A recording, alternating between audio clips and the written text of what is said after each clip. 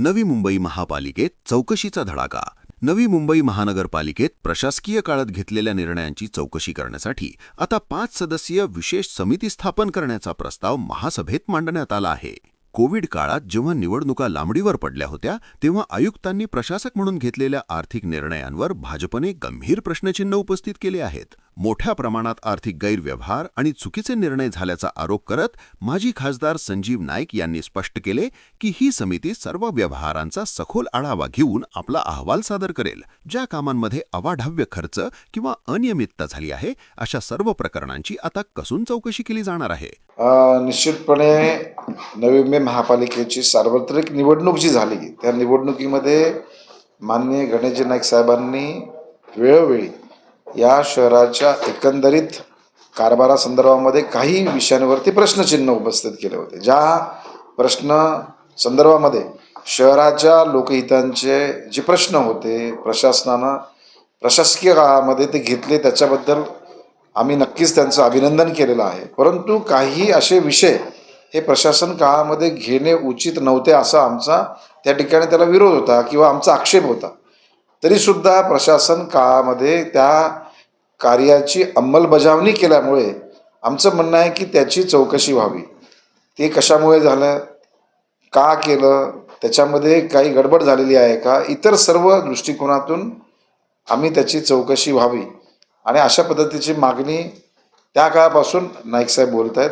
आणि भारतीय जनता पक्ष म्हणून मी त्या निवडणुकीमध्ये या संदर्भात बोललो होतो की या संदर्भात आम्ही मागणी करू सभागृहाला की अशा पद्धतीची चौकशी समिती गठन होणं आवश्यक आहे. आणि म्हणून जेव्हा भारतीय जनता पक्षाच्या नेतृत्वाखाली या ठिकाणी सभागृह बसल्यानंतर अशा पद्धतीची मागणी सन्मान्य नगरसेवक मंडळांनी माननीय महापौरांच्याकडे मागणी केली आणि त्या मागणीच्या अनुषंगानं मला वाटतं की याच्यामध्ये जो कोण दोषी ठरेल, ज्याची कोणाची या ठिकाणी चूक असेल त्या गोष्टींवरती कारवाई होईल. आणि कारवाई नाही तर त्या संदर्भामध्ये आमचं असं म्हणणं आहे की फौजदारी गुन्हा दाखल व्हावा, जेणेकरून या ठिकाणी महापालिकेचा पैसा म्हणजे जनतेचा पैसा. महापालिका संज्ञाच म्हणजे जनता आहे. आपण जेव्हा नेहमी म्हणतो की महापालिकेचा अधिकार, महापालिकेने घेतलेला निर्णय, महापालिका म्हणजे सभागृह असतं आणि सभागृहानं घेतलेल्या निर्णयाच्या अनुषंगानं आज हा निर्णयाच्या अनुषंगानं ही समिती गठन होण्यासाठी अजून निर्णय झालेला नाही आहे. निर्णय सभागृहाच्या पटलावरती आत्ता आहे.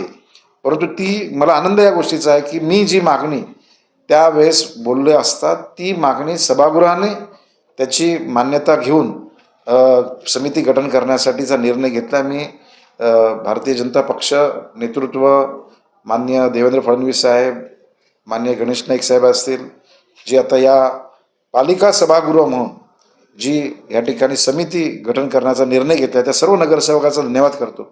आणि मला असं म्हणायचं आहे की कोणी असेल उद्या त्याच्यामध्ये कुठल्या पक्षाचा, जातीचा, धर्माचा, पंथाचा विषय नाही आहे.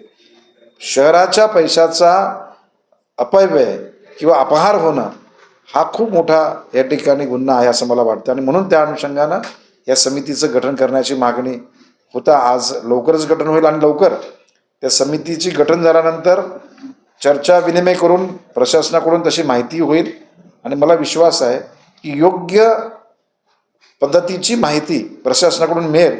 आणि ही गोष्ट जनतेला समजली पाहिजे ना की आमच्या पैशाचा जो काही उपयोग झालेला आहे तो दुरुपयोग झाला आहे की सदुपयोग झाला आहे. जर चांगला झाला असेल तर आम्ही अभिनंदन करू. जर या गठन झालेल्या समितीकडे जर कुठल्या गोष्टी उजागर होताना चांगल्याच गोष्टी समजल्या की बाबा असं वाटत होतं की बाबा या ठिकाणी हे चुकीचं झालं आहे, परंतु नाही, दिसतंय की बाबा दिसताना दिसतंय चुकीचं झालं आहे, परंतु प्रत्यक्षामध्ये त्याच्यामध्ये असं नाही आहे, तसा समितीचा निर्णय त्या ठिकाणी येईल. परंतु आम्हाला ठाम विश्वास आहे की याच्यामध्ये चुकीच्या गोष्टी झाल्या. चुकीच्या गोष्टी झाल्याचा आमचा जो ठाम विश्वास आहे ना तो या ठिकाणी प्रत्यक्षामध्ये रूपात येण्याच्या अनुषंगाने ह्या समिती आहेत. आणि मला विश्वास आहे की आदरणीय देवेंद्र फडणवीस साहेब राज्याचे मुख्यमंत्री म्हणून योग्य निर्णय घेतील. आणि मला विश्वास आहे की माननीय नगरविकास मंत्री एकनाथ शिंदे साहेब, शेवटी नगरविकास खात्याच्या अंतर्गत आपण महापालिका असते, त्यांनासुद्धा या गोष्टीची माहिती मिळेल आणि योग्य पद्धतीची पावलं राज्य प्रशासन, महानगरपालिका प्रशासन आणि आता आलेलं सभागृह घेईल असा मला विश्वास आहे. मात्र या निर्णयावरून नवी मुंबईचं राजकारण चांगलंच तापलंय. विरोधी पक्षनेते विजय चौगुले यांनी सत्ताधारी भाजपवर पलटवार करत अतिशय खळबळजनक आरोप केले आहेत. त्यांच्या मते ही श्वेतपत्रिका म्हणजे केवळ अधिकारी आणि ठेकेदारांना ब्लॅकमेल करून वसुली करण्याचा सत्ताधाऱ्यांचा प्रयत्न आहे. आयुक्तांच्या आणि नगरसेवकांच्या अधिकारांवर ददा आणण्याचा हा डाव असल्याचा दावाही त्यांनी केला आहे.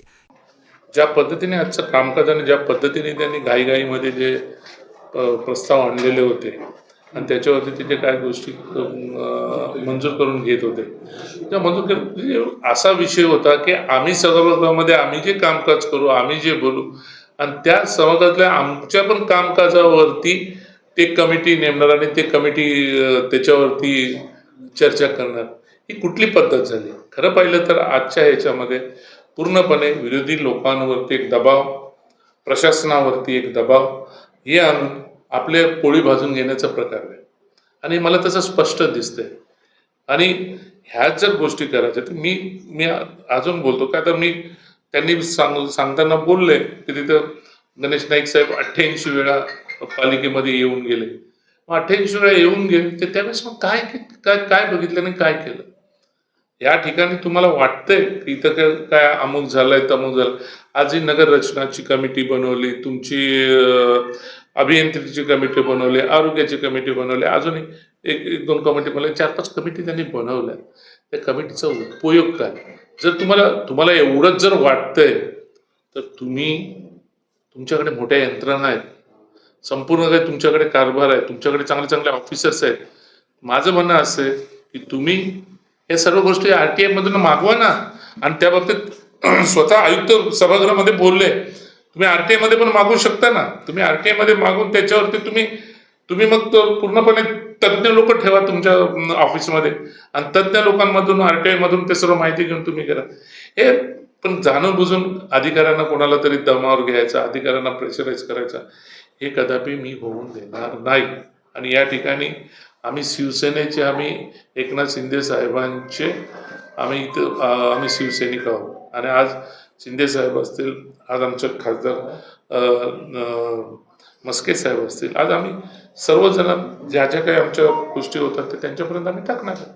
या आरोप प्रत्यारोपामुळे महासभेत जोरदार खडाजंगी पाहायला मिळाली असून आता या प्रस्तावित समितीच्या अहवालाकडे आणि त्यातून निघणाऱ्या राजकीय निष्कर्षांकडे संपूर्ण शहराचे लक्ष लागले आहे.